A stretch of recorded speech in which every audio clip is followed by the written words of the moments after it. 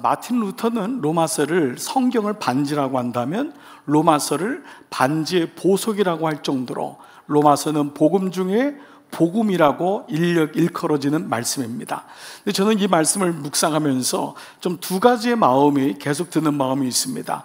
한 가지는 혹시 여러분 중에 이미 로마서를 어느 정도 알고 있는 분이나 혹은 아직 로마서를 보지 못한 분은 오늘 읽었던 대목도 굉장히 여러분 좀 강한 어조로 굉장히 하나님의 진노 같은 말씀들이 많아서 경직되기가 쉽습니다. 이 교리이기 때문에 경직되기가 쉬운데 제 마음에는 절대 이 말씀이 그런 말씀이 아닙니다.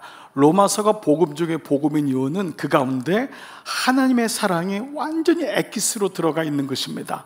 자, 오늘 이제 이와 같은 시작에서 첫 번째 로마서 1장 1절이 뭐든지 처음이 중요하잖아요. 자, 1장 1절이 이렇게 시작됩니다. 한번 다 같이 크게 한번 읽겠습니다. 시작. 예수 그리스도의 종 바울은 사도로 부르심을 받아 하나님의 복음을 위하여 택정함을 입었으니, 자, 말씀 그대로 한번 띄워보고 한번 보겠습니다. 바울, 나는 누구냐? 이게 로마서의 첫 번째 주제입니다. 여러분 중에 나는 왜 이 땅에 태어났는지 모르겠어, 로마서를 통해 여러분이 꼭 발견하실 수 있을 것입니다. 두 번째 뭐죠? 택정함을 입었다. 사명입니다. 그러니까 이 1장 1절이 뭐냐면 소명과 사명이 있으니까 바울은 더 이상 헷갈리는 인생을 살지 않습니다. 이게 로마서 1장 1절이에요. 예수 그리스도의 종 나 바울은 하나님의 사도로 부르심을 받고 주님의 택정함을 입었다. 나는 흔들리지 않는다. 나 주님밖에 없어요. 나 주님이 저에겐 최고예요. 그 사랑을 받고 주님으로부터 인정받은 바울이, 여러분이 어제 이미 묵상했지만 로마서의 로마인 교회에 그 안부를 물으면서 16절 17절이 메시지예요. 가장 중요한 메인 메시지예요. 이 두 구절은 사실은 우리가 암송하고 있는 구절이기도 한데요, 같이 한번 읽겠는데 로마서 16장 내내 이 두 말씀이 흘러갈 거예요. 같이 한번 읽겠습니다. 시작. 내가 복음을 부끄러워하지 아니하노니 이 복음은 모든 믿는 자에게 구원을 주시는 하나님의 능력이 됨이라. 먼저는 유대인에게요 그리고 헬라인에게로다. 복음에는 하나님의 의가 나타나서 믿음으로 믿음에 이르게 하나니 기록된 바 오직 의인은 믿음으로 말미암아 살리라 함과 같으니라. 16절 17절 여러분이 꼭 기억하시기 바랍니다. 자, 이런 놀라운 희망에 대한 메시지, 복음은 모든 사람에게 미치는 하나님의 의다. 복음은 모든 믿는 자에게 주시는 하나님의 능력이 나타났다. 유대인이든 헬라인이든. 그런데 이 소망에 넘치는 메시지가 이제 서론인데 오늘부터 읽는 18절부터가 본론입니다. 이제부터 진짜인 거예요. 근데 그 본론의 첫 번째 단어가 여러분들 오늘 읽었지만 너무 예기치 않은 단어입니다. 바로 God's wrath, 하나님의 진노라고 하는 단어입니다. 하나님의 진노가 불의로 진리를 막는 사람들의 모든 경건하지 않음과 불의로 진리를 막아야 하나님 없다, 그렇게 진리를 막고 경건치 않음, 하나님이 없다는 거예요. 경건치 않은 godless인데요, 하나님이 없다는 거예요. 그리고 불의에 대하여, 자기의 의에 대하여 하늘로부터 하나님의 진노가 나타났다라는 것입니다.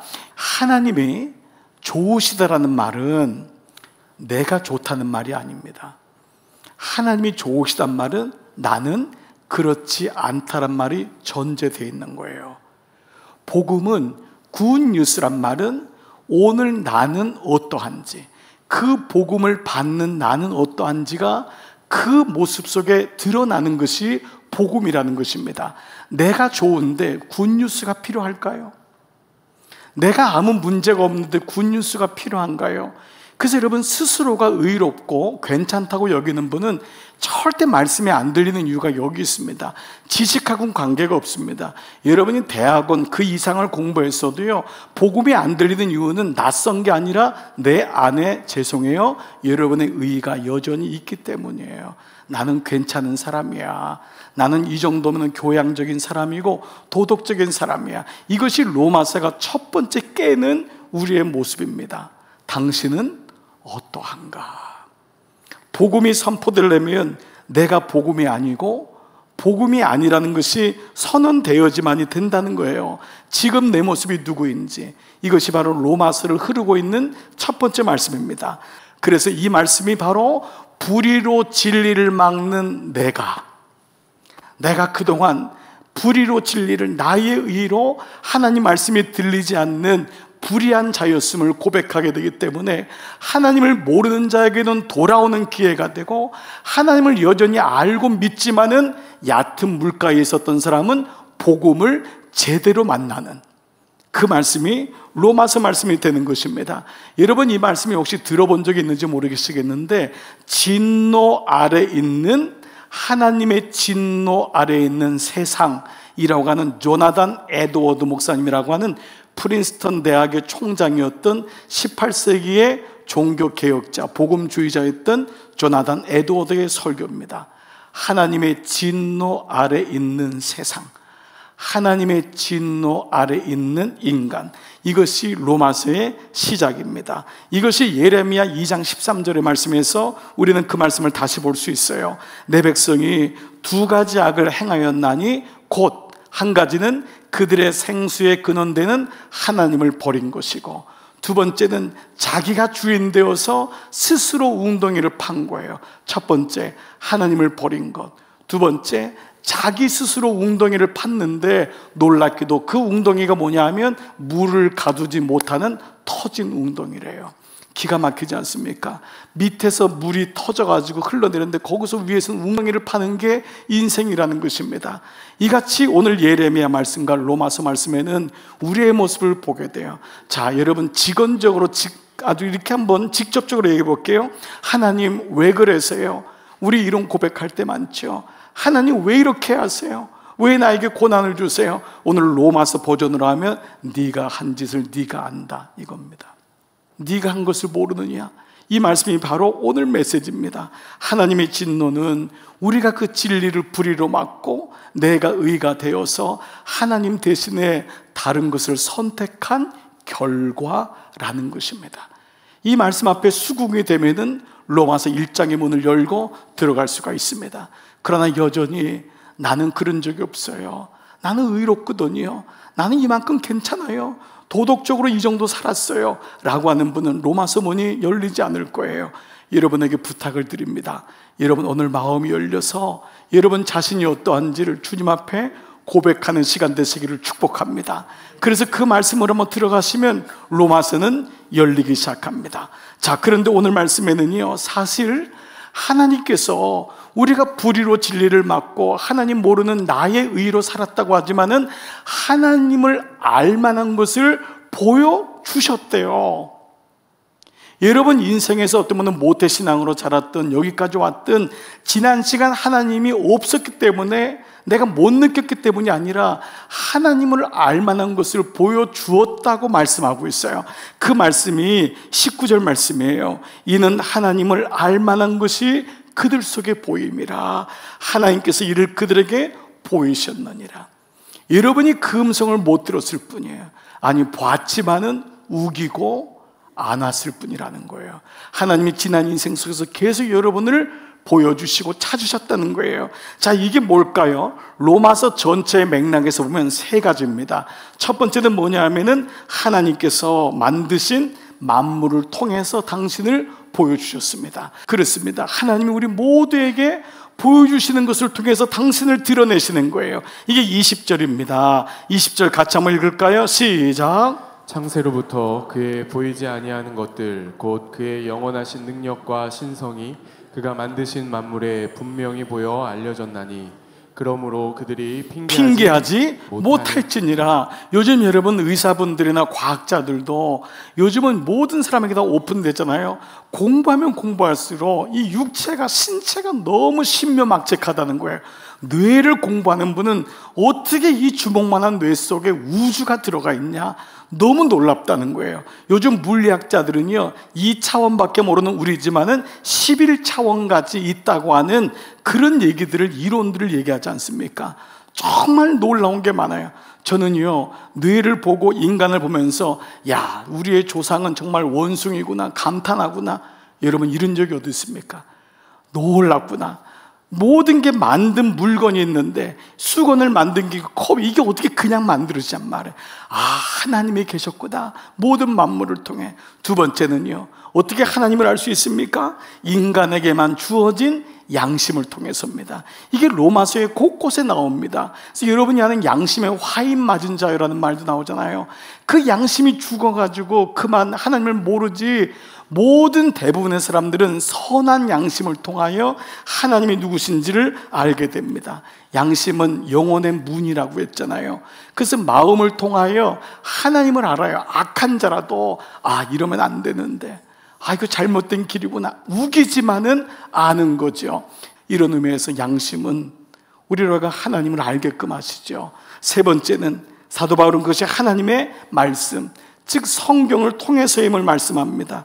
그 성경에 하나님의 구원의 계획이 있음을 알게 되었죠. 이것이 로마서 1장 2절 말씀입니다. 로마서 1장 2절, 이 복음은, 이 굿뉴스, 예수 그리스도가 십자가에 죽으셔서 우리를 구원하신 것은 하나님이 구약의 선자들을 통하여 그의 아들 예수에 관하여 성경에 미리 약속하신 것이다.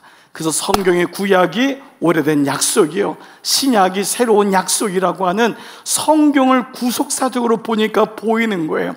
자, 이렇게 우리에게 알만한 것이 있음에도 불구하고 인간의 마음은 고집과 완악함으로 절대 하나님께로 가지 않고 스스로가 의로운 자가 되어 진리를 가로막는 자가 되었다는 것입니다. 그런데 오늘 이 말씀이 뭐냐? 그 결과가 하나님의 진노였고, 그 진노는 바로 인간의 선택이었음을 말씀합니다.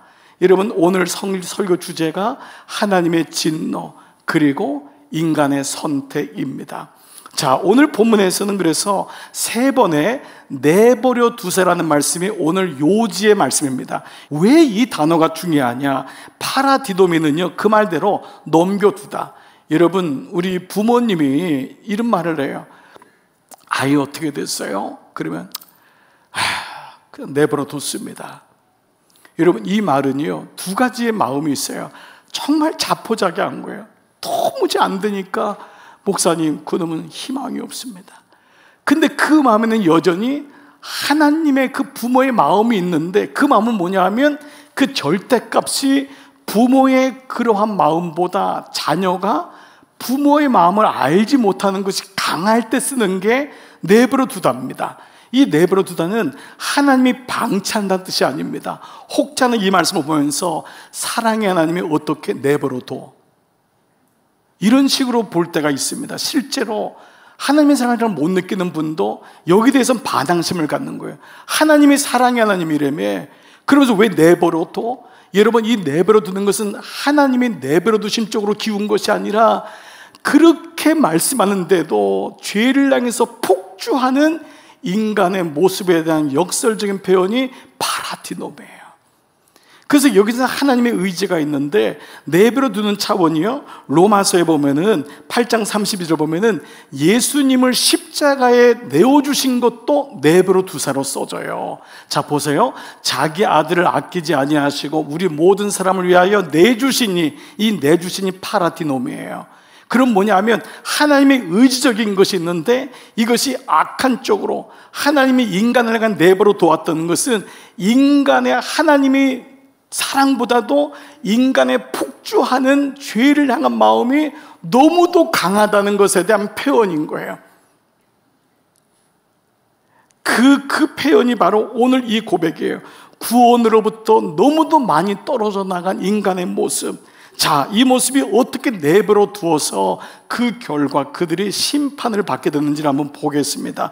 세 가지 말씀인데요. 자, 첫 번째는 그들이 무엇을 선택했기 때문에 그럴까요? 하나님 대신에 우상을 선택했기 때문입니다. 그들은 하나님 대신 우상을 선택합니다. 우상은 뭐죠? 하나님 대신에 내가 주인 되어서 세상 것들을 소유하고 싶은 탐욕적인 마음이 생기는 것입니다. 이런 마음 속에 하나님 대신 차지하는 우상의 가장 본질이 탐욕임을 우리는 배웠잖아요. 가나안 백성에서 우리는 광야에서 두 가지, 탐욕과 음행, 그것이 우상 숭배라고 말씀을 드렸어요.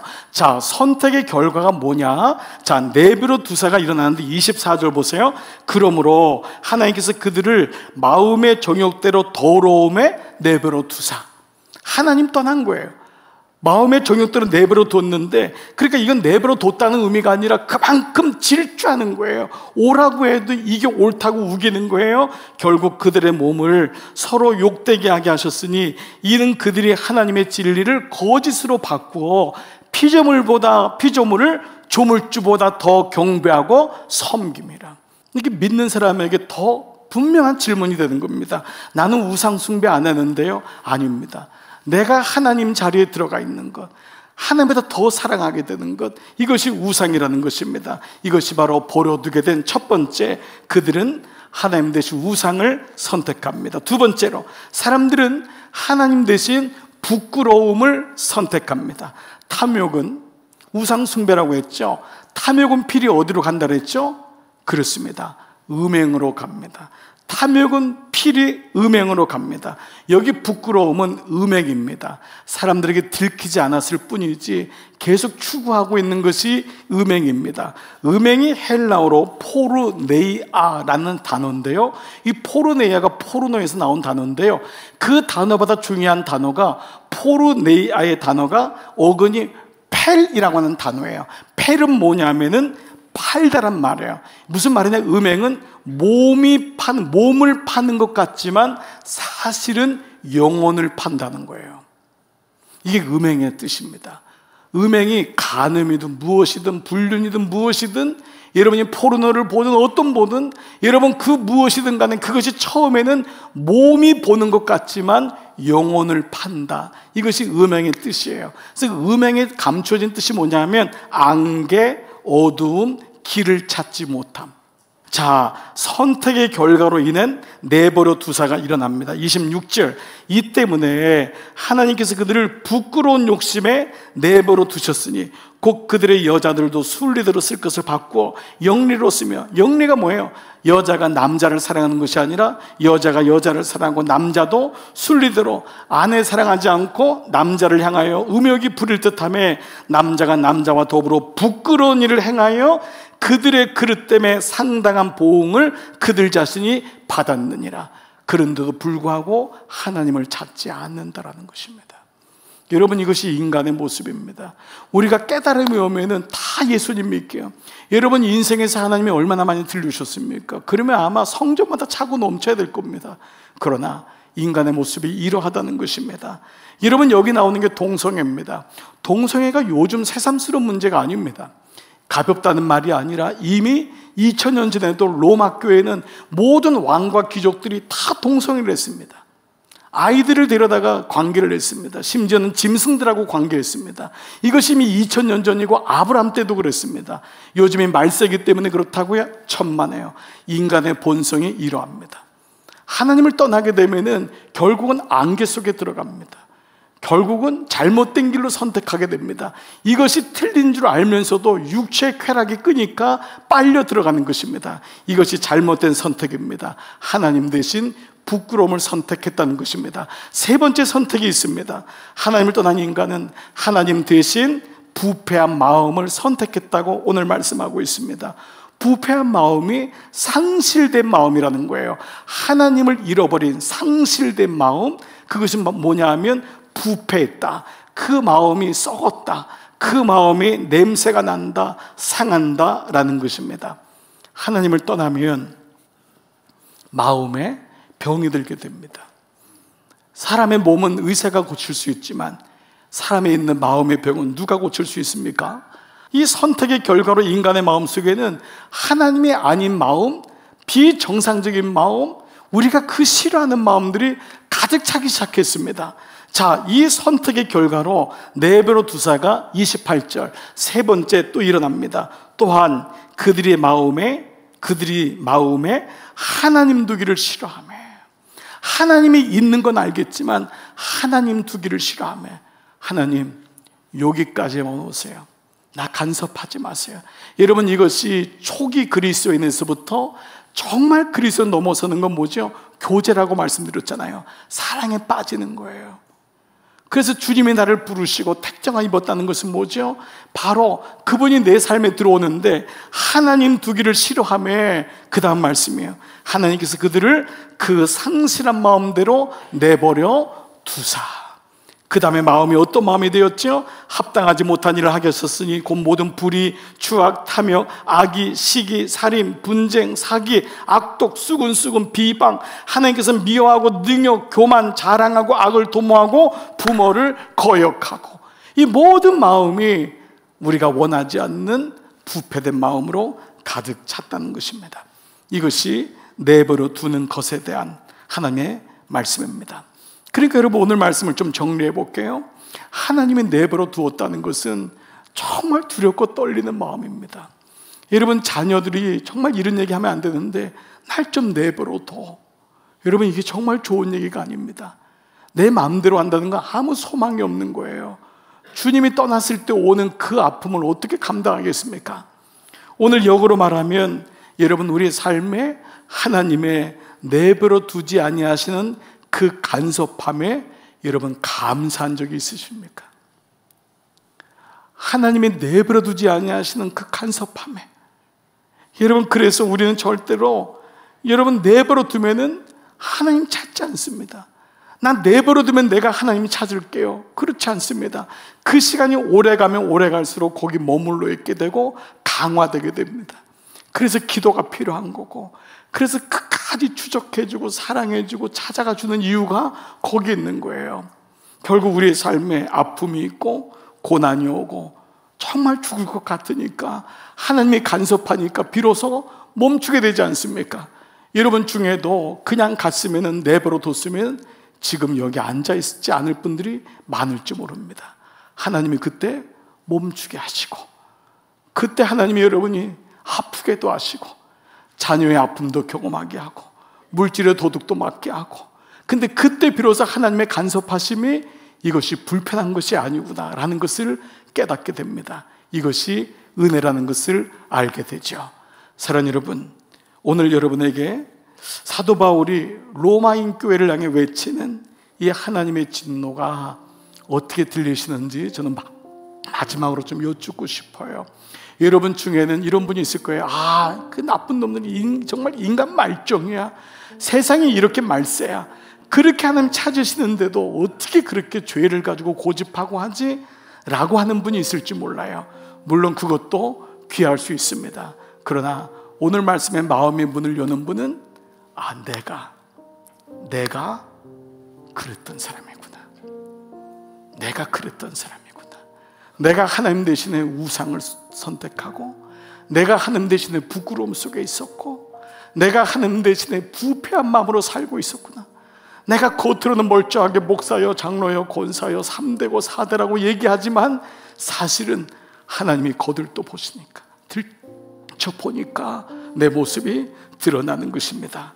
사랑하는 여러분, 여러분의 인생을 가치 있게 살기를 원하십니까? 그렇다면 오늘 이 말씀을 통해 여러분을 한번 인정해 보십시오. 그리고 내가 어떤 존재인지를 다시 보시기 바랍니다. 그리고 하나님께로 나가시기 바랍니다. 사랑하는 여러분, 오늘 이 로마서 말씀은 복음 중에 복음입니다. 근데 첫 번째가 우리가 어디에 있는지를 보게 합니다. 그래서 우리를 거기로부터 구원해 주시는 하나님의 은혜를 깨닫게 합니다. 이 은혜가 우리 교회의 로마서의 축복, 이 복음의 축복이 충분하게 젖어들기를 주님의 이름으로 축복하겠습니다.